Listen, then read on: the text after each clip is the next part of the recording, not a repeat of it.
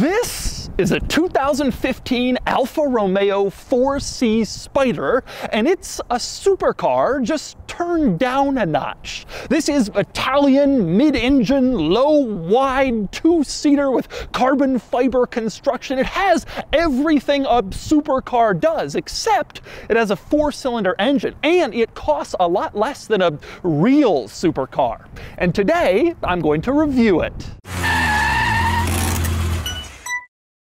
Before I get started, big news, this 4C is currently for sale, being auctioned live on Cars and Bids, which is my enthusiast car auction website. This 4C is a Spider, a convertible model. It's well equipped in gorgeous yellow, and it is currently being auctioned live on Cars and Bids. So, once you finish watching this video, click the link in the description to head over to the live auction for this 4C, where you can bid on it and buy it only on Cars and Bids. So let's talk 4C Spider. Like I said, baby supercar, although maybe the correct term is more supercar scaled down. I say that because this is powered by a turbo four-cylinder that makes around 240 horsepower, not some big V8 or V12 like most exotic cars, but weight is also scaled down to correspond. This only weighs about 2,500 pounds compared to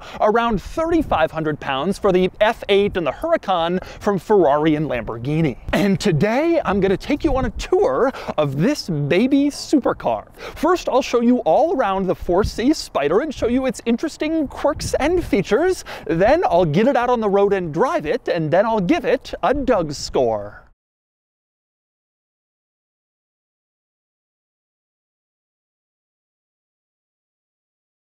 Alright, I'm going to start the quirks and features of the Alfa 4C with getting in, and thus I'm going to start with the key, which is kind of cool. It's just a traditional folding key, but to unfold the key part, you press the Alfa logo, which I think is kind of neat. Push it, key comes out, push it again to put the key back in. It's kind of like press the brand's logo to start up your Alfa Romeo experience. One weird thing about the key is the design on the front with the logo and the lock-unlock buttons is mirrored on the back. Although everything back there is of course blank. I'm not exactly sure why they decided to copy that design onto the back side, but they did. It's kind of strange, but it's Alfa Romeo. But anyway, next up you open up the door to climb inside your 4C, and that is when you get a glimpse of the carbon fiber. You can see it here, and that is one of this car's very coolest features because it has a carbon fiber tub, a carbon fiber chassis, just like supercars do that cost $200,000, $300,000,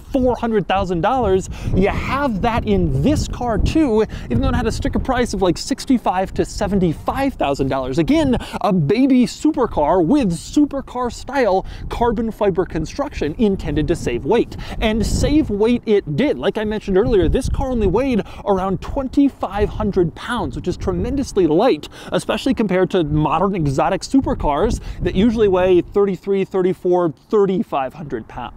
And next up we climb inside the 4C, and once you get in here, you quickly realize another thing that this car shares with exotic supercars, in addition to its carbon fiber tub, and that would be an absolute lack of practicality in this interior. For one thing, it is quite small in here, tight and little and kind of compromised, which is sort of how supercars are, or at least were, but there's also basically no storage. You can see no storage on the door panel anywhere for small items like your wallet or a pen or whatever. You don't have that. You also don't get a glove box in this car, so no traditional storage areas, but Alfa Romeo has given you some rather amusing storage area consolation prizes to make up for omitting those. For instance, you have this little storage pouch next to the seat. To the driver's seat, you have this one, and you have the same thing over on the passenger side. Nowhere near as big as a door pocket like most cars have, but it's what you get. You also have this little leather case mounted between the seats with like a belt buckle that you can use to unlatch it and open it up.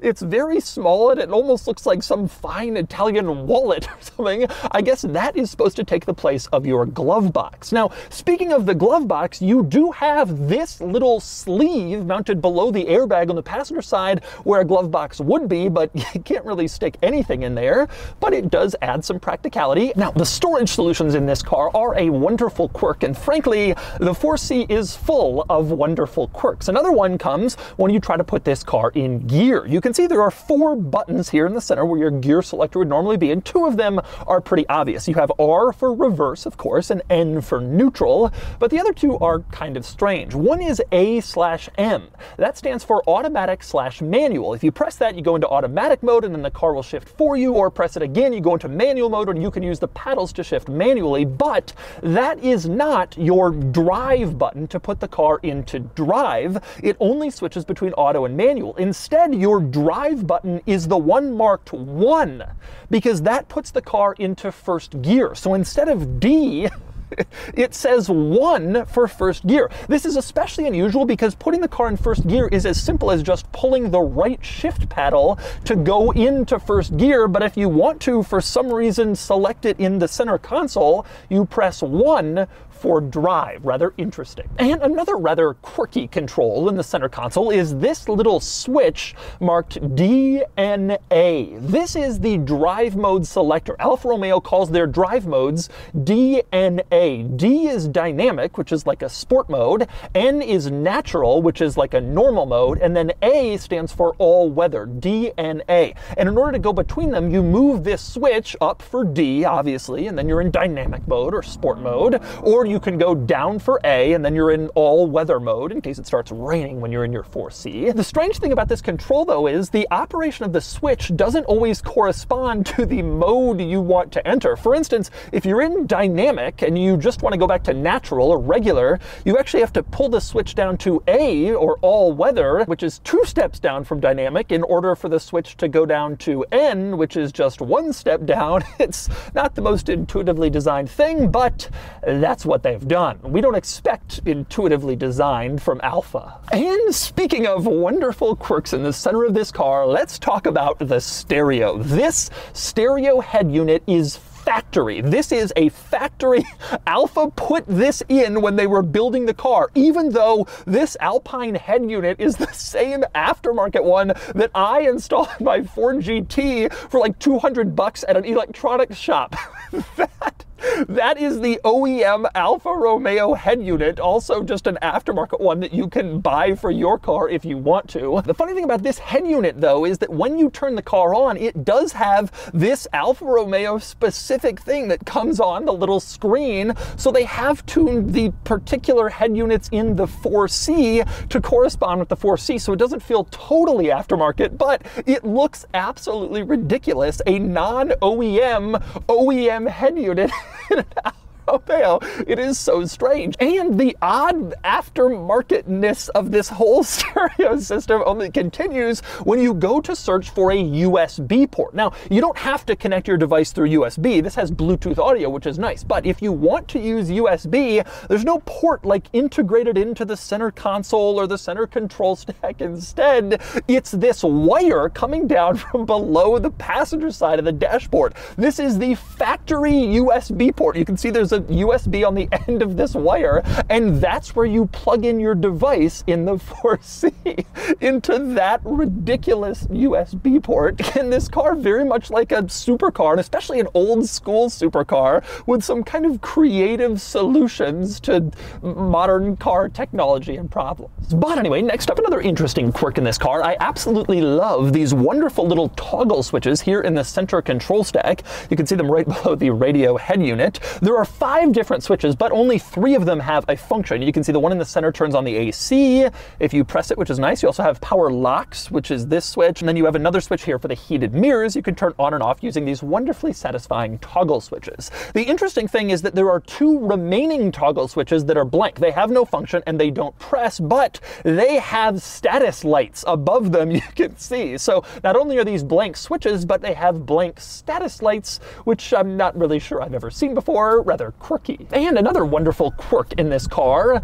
is the sound of the horn. This is a baby supercar, and it has a baby car horn. Take a listen.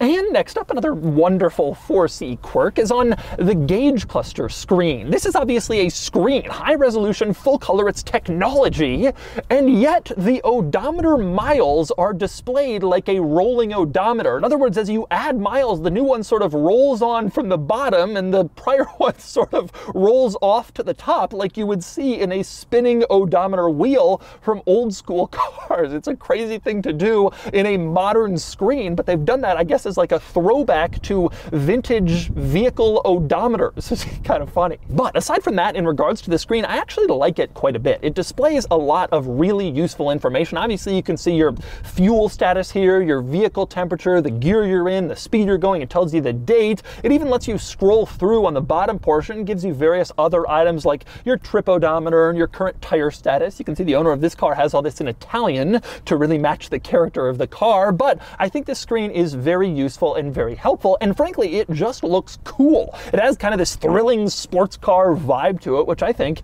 is a really neat look in this car. I do find it funny, though, that Alfa went to the trouble of creating this cool, special, thrilling screen for the driver gauge cluster, and yet in the center, they just used an aftermarket-looking Alpine stereo head unit. Seems kind of discordant, but that's what they did, and I do like this screen. I also, in this car, like the steering wheel. You can see it here. It's flat on the bottom like a true sports car steering wheel should be, and it looks very cool, and it's nice to feel thick-rimmed, leather-wrapped, stitched steering wheel. It's pretty neat. Interestingly, this car is also equipped with cruise control. You can see it's on a stalk over here off to the left side of the steering wheel, and you can turn on cruise control in your 4C. This car is relatively compromised, relatively lightweight. I'm surprised to see it offers cruise control, but indeed it does for all those long road trips you plan to take in your little Alfa. Now, another thing I like in this car, in this interior, is the ease with which you can put on and take off the roof. Taking it off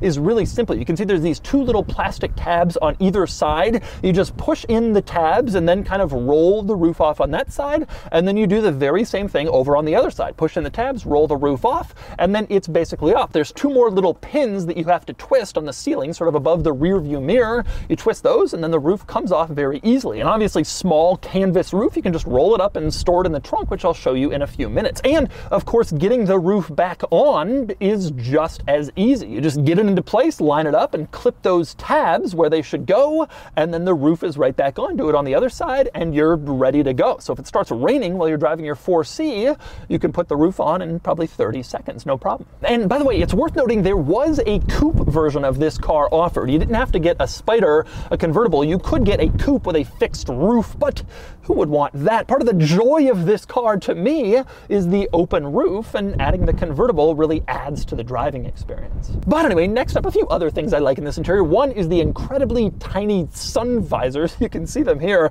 They're like little baby sun visors, which fit perfectly for this little baby supercar with its little baby horn.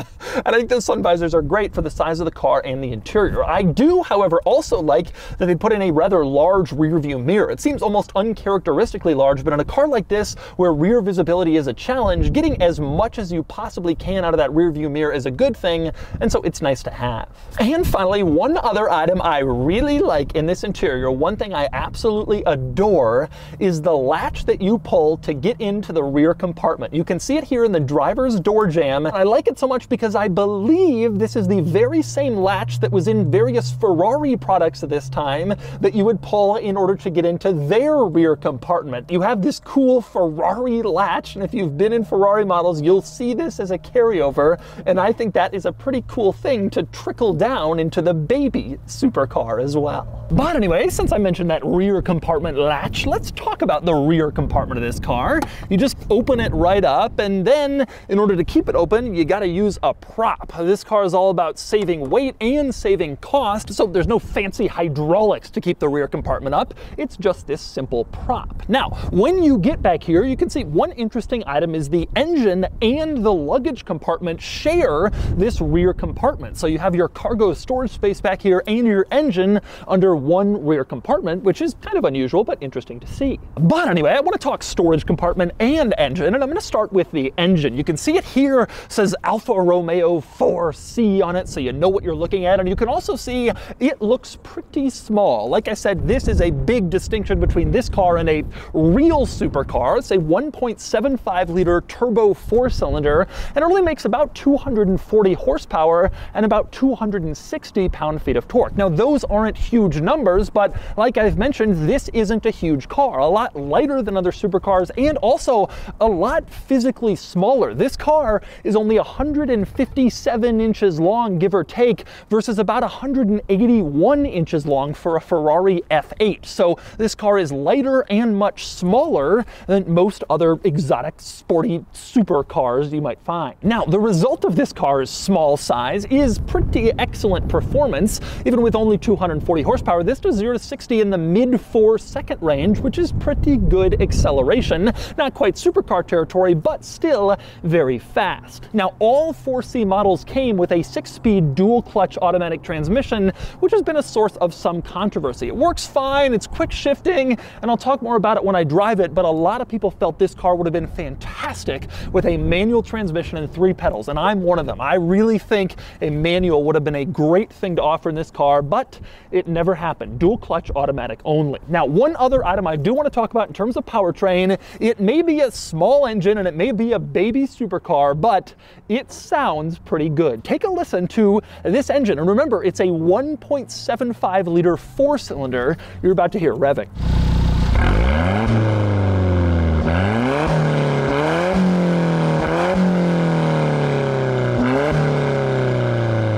But anyway, next I want to move on to the cargo area back here, which you can see is actually surprisingly big. For a tiny little compromised Focus sports car, this is a decent sized cargo area, and you could get some good cargo in here for you and your passenger to take a nice weekend or even week trip if you want to. Now, one thing you do notice in this cargo area is another piece of part sharing, like that latch to get into the rear compartment. In this case, it's the emergency inside trunk release. Take a look at it. That is a Maserati Gran Turismo graphic. I'm sure this is the same trunk release used in the Maserati Gran Turismo, and they also decided to put it in the 4C because why not? It works. Now, inside this cargo area, you can see 2 little items. The one on the right in this Alfa Romeo bag, that is the Fix-A-Flat tire changing kit that this car comes with. Obviously, no space in this car for a spare tire, so that's what you get instead. The other item in here in this box is the trickle charger. You open this up and you can see this is what you'd plug in order to keep your battery charged if you don't drive your 4C for a long period of time. Now, I mentioned the storage compartment back here is pretty good sized, and indeed it is, and that's an important thing because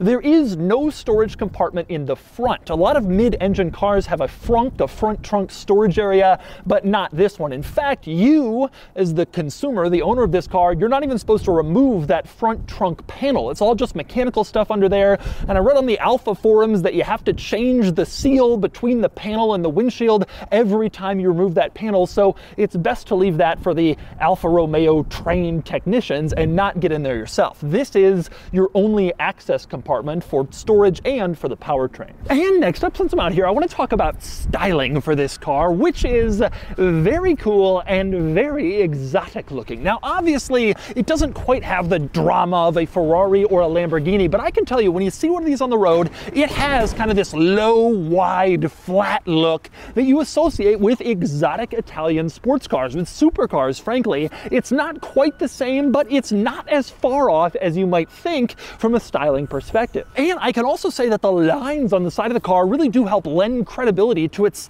sort of baby supercarness. You have these character lines going down the sides, really adding an emotional flavor to the whole car. You have intakes behind the door on the bottom and on the top, which also give it sort of that supercar mid-engine vibe. It really does have sort of the styling and the feel of an exotic car, just sort of scaled down a little bit. And helping kind of sell the supercar thing even further are some nice carbon fiber accents on the outside. For instance, the mirror caps you can see are in carbon fiber, which is a nice look. Same deal with the trim surrounding the windshield. You can see all that is carbon fiber, which also looks cool. And this lower intake on the side is also in carbon fiber, which again helps the look. You also have, kind of completing the whole thing, this carbon fiber spoilers sticking up from the rear compartment, which does look good and look exotic and cool, but it also blocks visibility. Take a look out the mirror. You can see in back you mostly see a lot of spoiler, but it's cool looking, and that's a lot of what cars like this are all about. Now, one other design detail I do want to mention is up front, where you have the Alfa Romeo grille. This sort of triangular grille is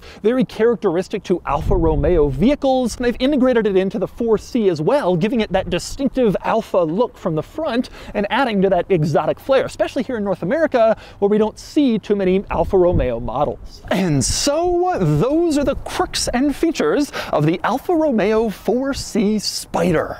Now it's time to get it out on the road and see how it drives. All right, driving the 4C Spider.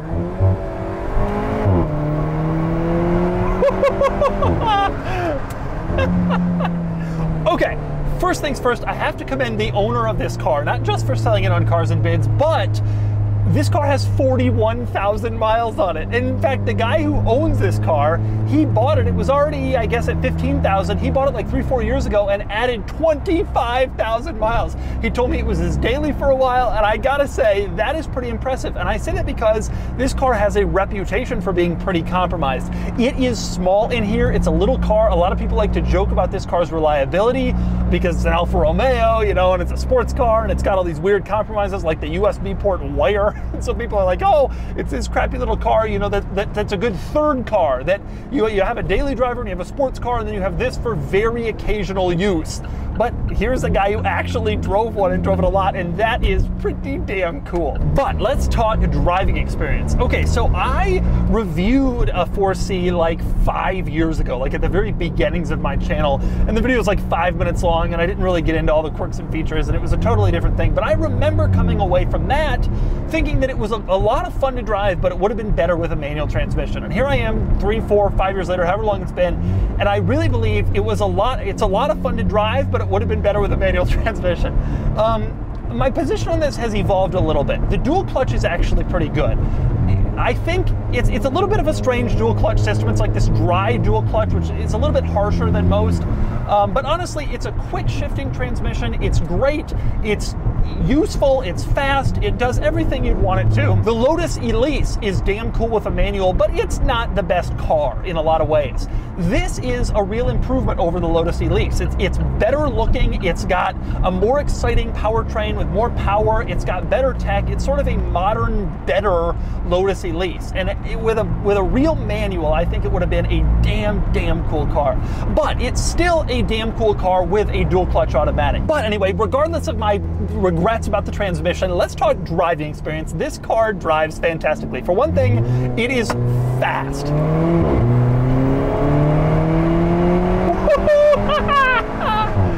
Now they say 0 to 60 in like 4.5 seconds, which I guess is probably true, but it feels way faster than that for two big reasons. Number one, you're low, you're flat, you're little, you're near to the ground, you feel it going fast, you see it going fast, and it feels like a really fast car. Number two, you hear so much going on back there. This is a 1.75 liter engine, but it sounds like so much more and so much more legit. It is a exotic car in terms of its sound. Now, it doesn't sound like a big exotic car V8 or a Huracan V10, but it doesn't sound like a 4-cylinder, and I think that is one of the coolest things about this car.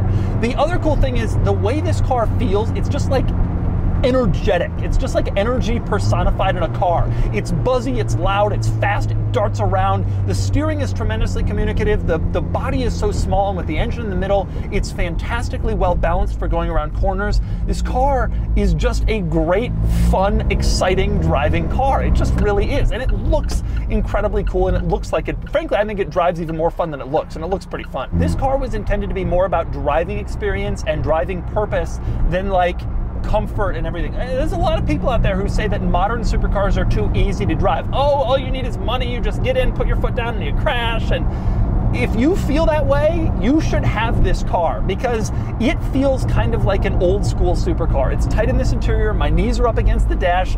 The aftermarket head unit is ridiculous. Like, the tech is not all that modern or all that great. This car is not intended for people who are looking for the least compromised sports car driving experience. And the owner of this car tells me that in 26,000 miles, he has barely had any issues. I think he had one unscheduled visit to the dealership in all that time. Now that, who knows? You know, that's not necessarily everybody's experience. I've not heard a lot of bad things about this car, but it's still an Alfa and it's getting older and all that. But it's still, It's not going to cost you as much to own as an old Ferrari, I'll tell you that. And it is certainly a lot of fun, and it is certainly kind of a bargain considering everything you get. The driving experience, the power, the feel, the acceleration, the handling and steering, the noise, the carbon fiber tub. There's a reason these cars haven't lost much value. And frankly, they're just rare, and they're just cool. And so that's the Alfa Romeo 4C Spider. This is a special car, truly an exotic car in every sense of the term, except for price and maybe engine size. But it certainly turns heads wherever you go. You can get this one on Cars and Bids. Anyway, now it's time to give the 4C Spider a Doug score. And the Doug score is here, 56 out of 100, which places the 4C Spider here against these other cars. But truthfully, the 4C Spider doesn't really compete with these other cars, or just about anything else. The 4C Spider lived in a weird world, a supercar without the price tag or the engine size, a mid-engine carbon fiber sports car the size of a Mini Cooper. These are fun cars, and there's a reason why they haven't lost much value. Short of a Lotus Elise or Exige, you can't really get anything else like a 4C.